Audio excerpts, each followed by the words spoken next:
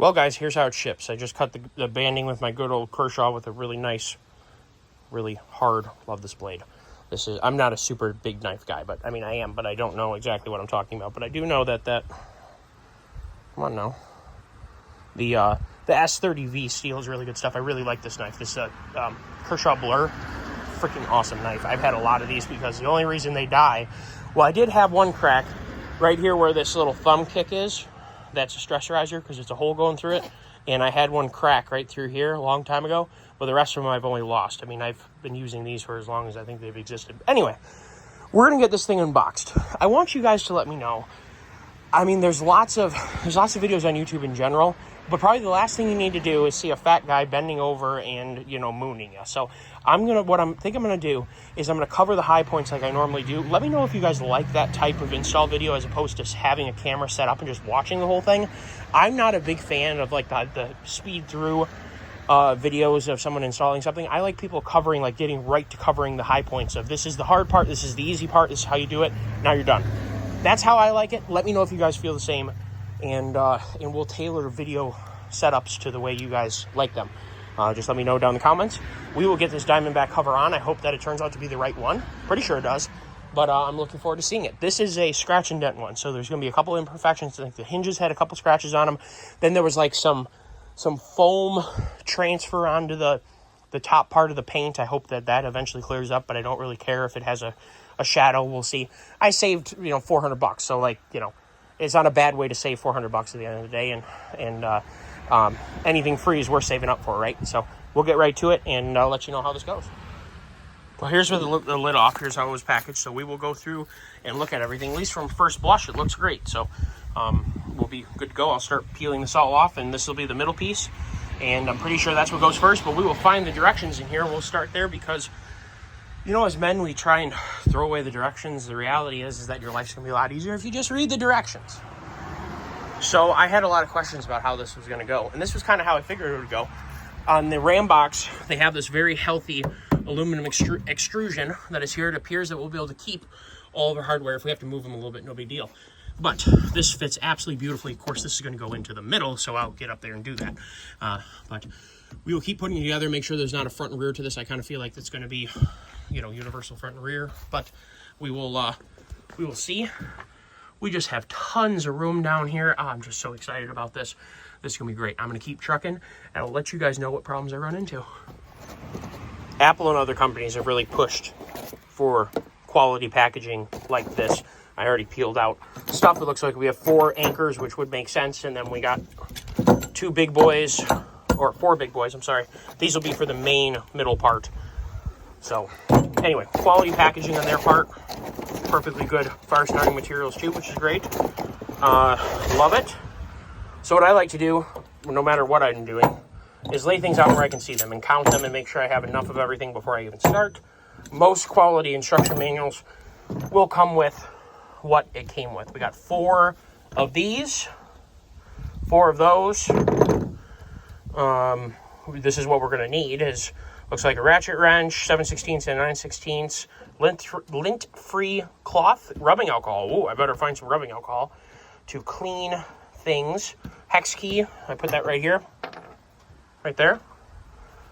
What else? What I'm looking for is the 4 other locking things. Sorry, guys. I'm not trying to be this boring. They got a staple in here, and it makes it hard to open. There we go. All right. There we go. There we go. 4 clamps right there. So, I will get going on this, and we will see how we do. I will keep you guys posted. Just because it took my mind an eternity to comprehend this, these weather strippings go to the side of the truck, and then the sticky goes down to the aluminum. I have no idea why that was so hard for me to get, but I got it, and I don't want you guys to make the same mistake. Oh my, do we have some nice changes going on to my 2016 Ram G56 manual transmission Cummins. New tires are fitted, but that's not what we're talking about right now. We will cover that in just a second. Or in the next video, I mean. We are installed with a Diamondback cover. Oh, my wife locked this for some reason, so I can't open that. Well, I can here. See, I should have been more prepared. Look at these nice keys they give you with the Diamondback logo right in them. Very simply. As long as the little ring stays out of the way. There we go.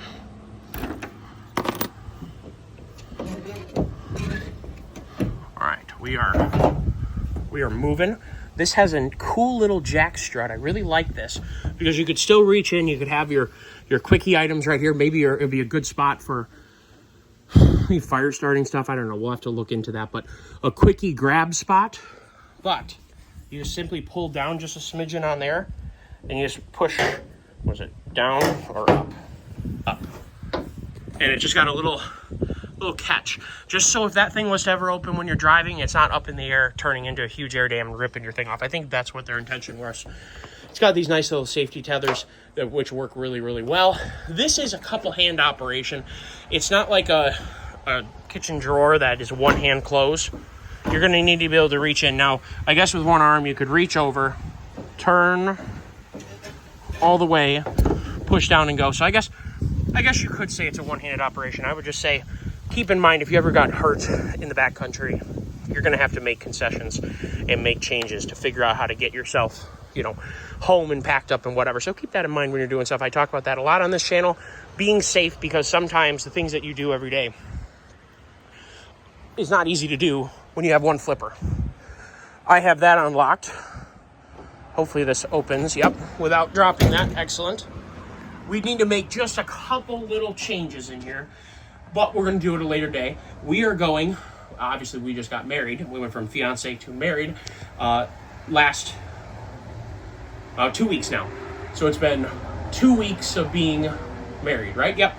2 weeks of being married, and we are going to go see Falling in Reverse tonight. So, in Pine Knob. So I'm really excited for that. So we're kind of rushing to get this done. We still have a little bit of a mess going on here. This one is very, very easy to deal with and turn.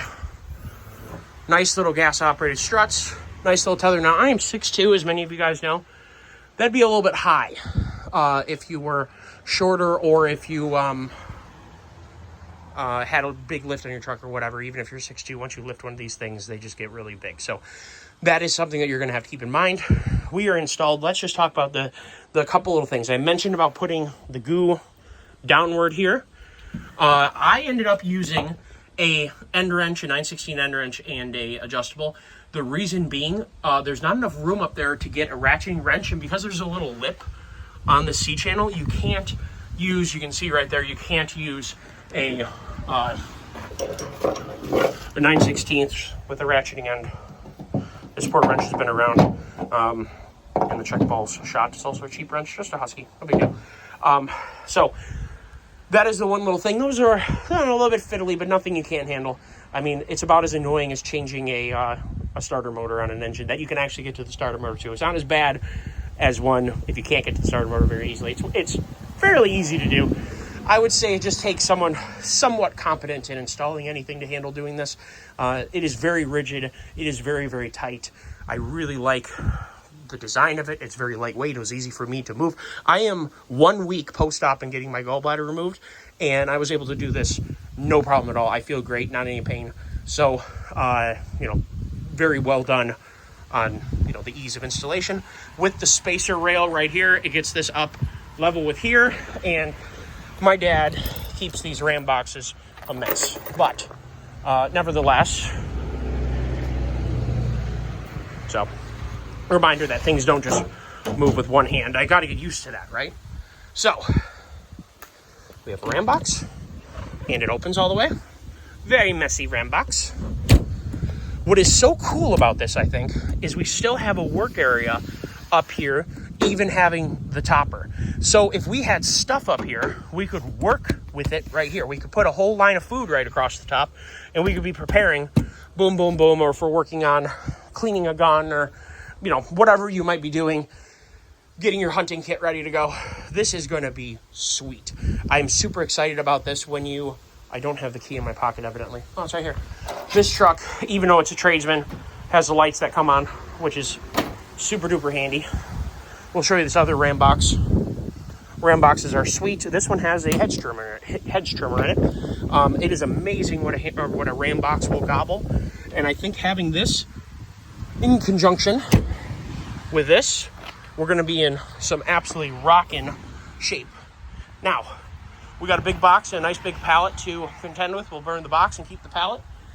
So that's going to be great. These type of clips turned out to be for, Ram must have changed up the aluminum extrusion, a black extrusion for later on. This is a 2016, and this one has the raw aluminum colored extrusion. So that's fine. Basically, all you need to have is they give you this, and I think that this is going to end up going on top of the tailgate. I'll take a look at that. You have to take off the glue strip or the sticky strip on that aluminum spacer right there. No big deal. And I was able to put that on by myself. The only real thing that it would be nice to have two persons would be nice to do this. She was able to easily pass me these two folding halves, and then up front there's a weather strip, and it was really nice to have help installing that little weather strip that goes right there.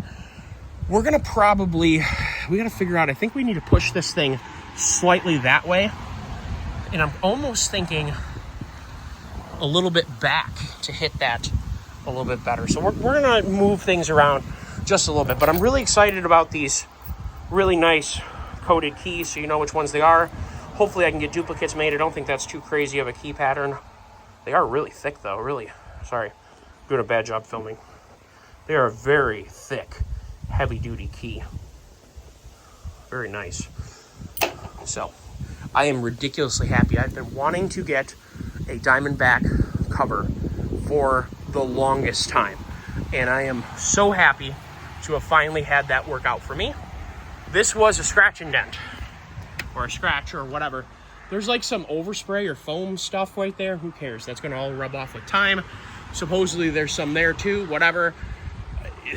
I certainly don't think that I'm appalled in any way at the condition of this. I think that with a couple power washes and some use, I think we're gonna be good to go. I love that we now have a locked up cargo area, and duplicating that with the Ram boxes is just ridiculous. So I am super happy with the final conclusion of this. It wasn't that hard to install.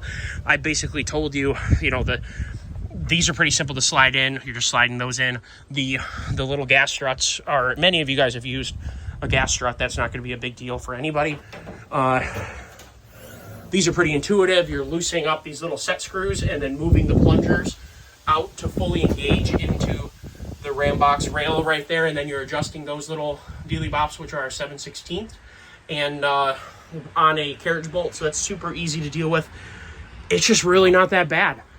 I am very, very excited about this. We're going to see how we can have this thing match with us perfectly, but I think we are going to get decades of use out of this setup. I hope that I can keep this truck, safe from impacts or anything like that and whatnot, and we can have decades of fun camping, exploring in this truck, and I think that the Diamondback will be a big part of that. So thank you, Diamondback, and they don't know who I am.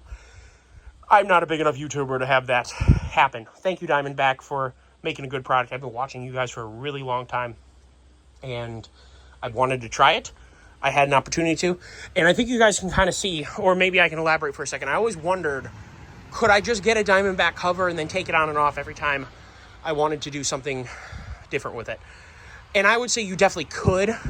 The fiddling that goes on with these things, maybe you could make your own upper tool, like if you notched out a piece of steel that you could secure in place for each one of the bolts so you don't have to hold on to it, then it was less fiddly.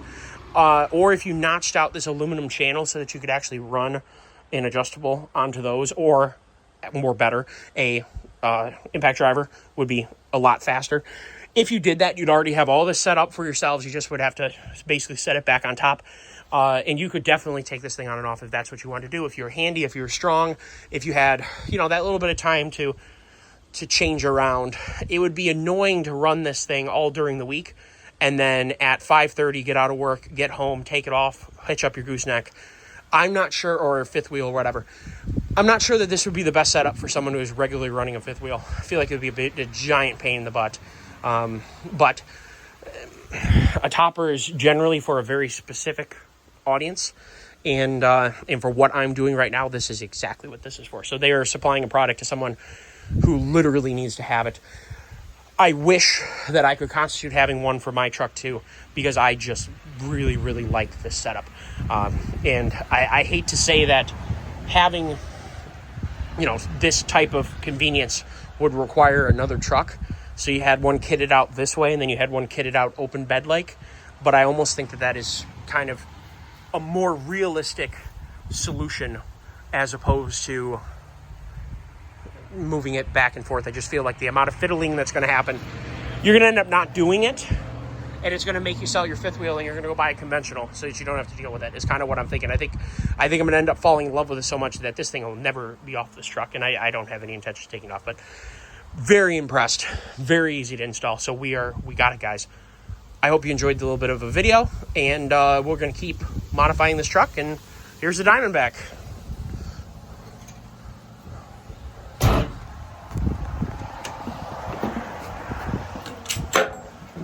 No. See, trying to make a cool closing to a video, and I'm over here totally flubbing it by not having anything ready to close. That's okay, I'm learning. Take care all and have a great day.